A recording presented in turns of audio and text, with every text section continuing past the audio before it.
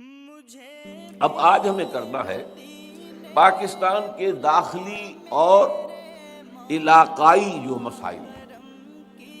اب اس کے ضمن میں اپنا ذہن بنا ہی رہا تھا کہ اس کی کیا بات کروں، کہاں سے شروع کروں، کیا صغرا ہو کیا کبرا ہو، کہ وہ رات جو ہے وہ ایٹمک دھماکہ ہو گیا، اتنا بڑا واقعہ ہو گیا، اچانک جو ہے ایمرجنسی آ گئی، عدلیہ ختم اور ذرائع ابلاغ کی جو ہے پابند، اور ایک بڑا جو ہے ایک انقلاب آ گیا ہے ملک کے اندر۔ اب اس سے صورتحال جو ہے بہت بدل گئی ہے، ایک دم بہت بدل گئی ہے۔ میں نے اس سے پہلے 4.25 سال پہلے اسی جگہ پر 29 فروری 2004 کو تقریر کی تھی، اس کا یہ میرے پاس اب بھی موجود ہے نوٹس، اور اس کا اشتہار جو دیا تھا اس میں لکھا تھا اخبار میں بہت بولڈ، کیا پاکستان کے خاتمے کی الٹی گنتی شروع ہو چکی ہے؟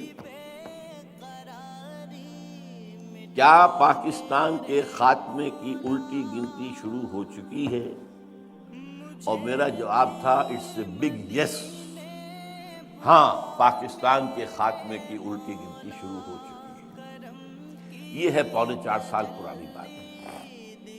اس وقت جو میرا صغرا کبرا تھا وہ بنیادی طور پر 2 باتوں پر تھا۔ ایک یہ کہ پاکستان اپنا ریشنیلے کھو چکا ہے۔ وائی پاکستان،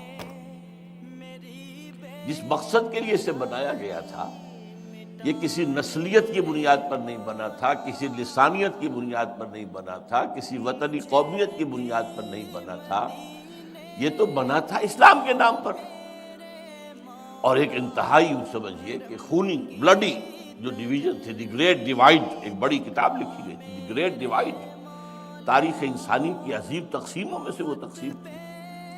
لاکھوں انسان مارے گئے تھے، کروڑوں انسانوں کی تبادلہ آبادی ہوا تھا، ادھر سے ادھر، ادھر سے ادھر۔ یہ کس لیے تھا؟ اسلام کے لیے۔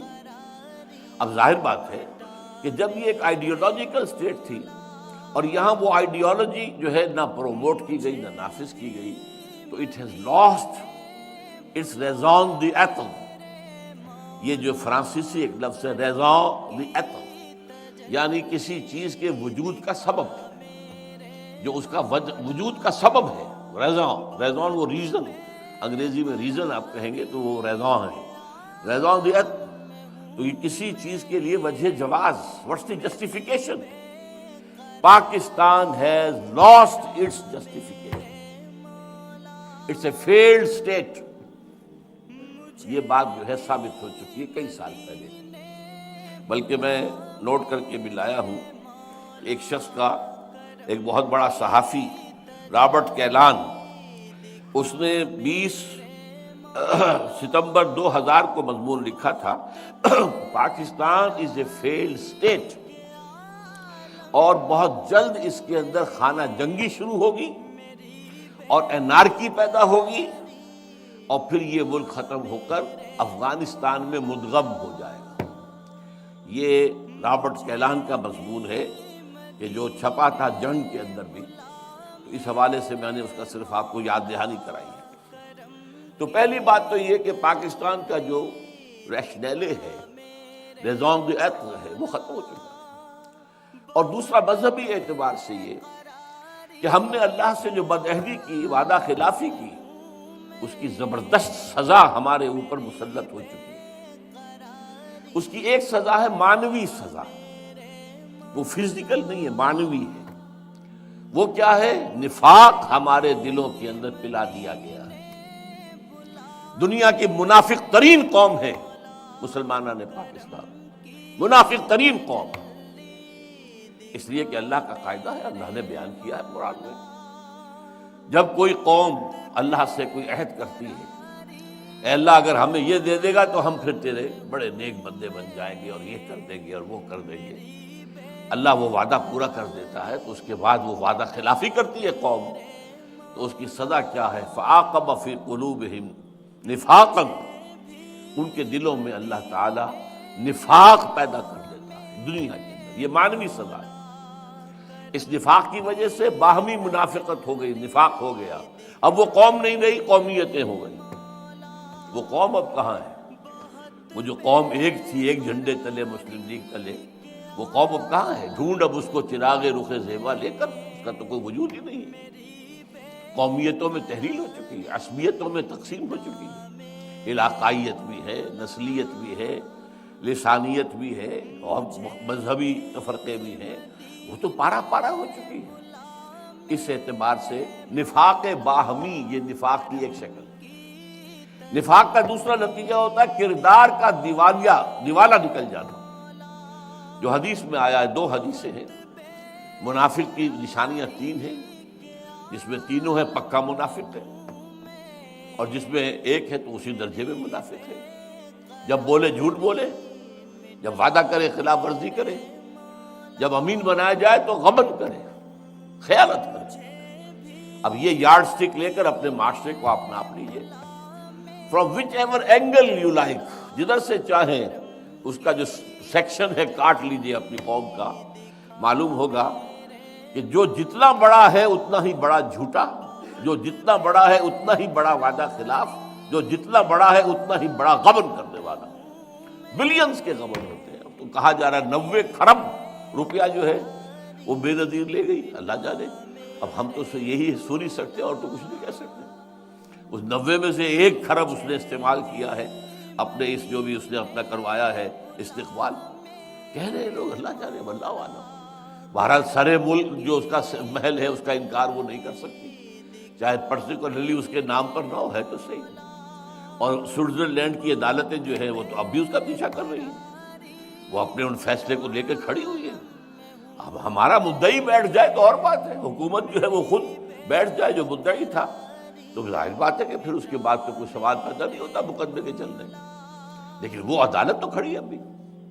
تو بہرحال دوسرا جو ہے وہ نفاق باہمی کے بعد یہ جو انسانی اخلاقیات کا جنازہ نکلا ہے اس ملک سے، واقعتاً وہ بھی اسی نفاق کا نتیجہ ہے۔ اور تیسرے یہ کہ سب سے بڑا منافقت کی علامت ہمارا دستور ہے، کہنے کو سارا اسلام اس میں لکھا ہوا ہے، حقیقت میں زیرو ہے۔ تمام اسلامک پروویژنز ان ایفیکٹو ہے، کوئی ان کی مؤثر ہونے کی شکل نہیں ہے، لکھا ہوا ہے۔ صرف ایک قرارداد مقاصد پر بھی اگر ایک جملے کا اضافہ ہو جائے کہ یہ article it will take precedence over the whole of the constitution, یہ کافی ہے، پورے دستور کو اسلامی بنانے کے لیے کافی ہے۔ لیکن نہیں، ایک آرٹیکل ہے جیسے اور بے شمار آرٹیکلز ہیں، یہ دوسری آرٹیکلز کے اوپر کوئی حکمران نہیں ہے۔ اور آپ کے جسٹس نصیب حسن شاہ صاحب نے یہ فیصلہ دیا تھا چیف جسٹس کی حیثیت سے۔ اسی طریقے سے کوئی قانون سازی کتاب و سنت کے منافی نہیں کی جائے گی، اس کو بھی اٹیچ کر دیا گیا کاؤنسل آف اسلامک آئیڈیالوجی سے۔ وہ رپورٹیں دیتی رہے گی، رپورٹوں کے انبار لگ گئے، الماریاں بھر گئی، کوئی ایک رپورٹ بھی آج تک پارلیمنٹ میں پیش نہیں ہوئی، کسی ایک رپورٹ کی بنیاد پر بھی کوئی قانون سازی نہیں ہوئی۔ اور ہمارا وہ جو ایک ڈکٹیٹر آیا تھا اسلام کے نام پر، ضیاء الحق، اس نے فیڈرل شریعت کوڈ بنائی تو اس کو 2 ہتھکڑیاں پہنا دی، 2 بیڑیاں ڈال دی، دستور پاکستان تمہارے دائرے سے خارج، جوڈیشل پروسیجرل لاز تمہارے دائرے سے خارج، مسلم فیملی لاز تمہارے دائرے سے خارج، اور یہ کہ جو فسکل لاز ہیں مالیاتی وہ بھی 10 سال تک خارج۔ رہ کیا گیا؟ فریب، جھوٹ، دھوکہ دینے کے لیے دنیا کو فیڈرل شریعت کوڈ۔ اب روپے کروڑوں خرچ ہو رہے، تنخواہیں ہیں، سب کچھ ہے، یہ سب ایکسرسائز ان فیوٹیلیٹی۔ اس اعتبار سے یہ 2 پہلو ہیں جو میں گنتا رہا ہوں۔ اب تیسرا پھر عذاب اللہ کی طرف سے ایک آیا تھا جو فزیکل عذاب ہے، وہ سن 71 میں آ گیا تھا، ملک 2 لخت ہوا، بدترین شکست ہوئی، اور میں ہمیشہ سے کہتا چلا آ رہا ہوں، یہ اچھی طرح نوٹ کر لیجئے کہ جس طریقے سے بنی اسرائیل پر جو تباہی آئی تھی نبوکدنضر کے ہاتھوں، تو اس سے پہلے جو ہے بہت سے اللہ کے نبی جو ہیں انہیں اس کی جو ہے وہ وارن کرتے رہے تھے۔ ان میں سے میں کچھ نام بھی نوٹ کر کے لایا تھا، یشعیاہ، یرمیاہ، حزقیل۔ وہ کہتے تھے کہ لوگوں، اے بنی اسرائیل، درخت کی جڑ پر کلہاڑا رکھا جا چکا ہے، ہوش میں آ جاؤ، توبہ کرو، باز آ جاؤ۔ لیکن کسی کے کان پہ جوں تک نہیں رینگی۔ وہی کام میں کر رہا ہوں، 10-15 سال سے کر رہا ہوں۔ ہوش میں آؤ، تباہی اور بربادی تمہارے جو ہے دروازے پر کھڑی ہوئی ہے، برباد ہو جاؤ گے۔ یہ محل تو تم نے بنا لیے ہیں ڈیفنس آف سوسائٹی کے، ان میں رہنا تمہیں نصیب ہوگا یا کوئی اور آ کر رہے گا؟ جیسا قرآن مجید میں آیا ہے، وَسَكَنْتُمْ فِي مَسَاكِنِ الَّذِينَ ظَلَمُوا، جب قوم کو برباد کر دی جاتی ہے تو کوئی اور آ کر پھر ان کے گھروں کے اندر جو ہے ڈیرا ڈالتا ہے، رہتا ہے، ان محلوں کے اندر جو ہے رونق افروز ہوتا ہے۔ تو یہ ہوتا ہے، ایک قوم خلاص ہو گئی، ثمود ختم ہو گئی، اس نے محل بنائے ہوئے تھے تو کوئی اور ہی آ کے اس میں آباد ہوئے گا۔ پھر تو یہی ہوگا، دیکھنا ان بستیوں کو تم کے ویراں ہو گئی اور درخت کی جڑ پر کڑھاڑا رکھا جا چکا ہے۔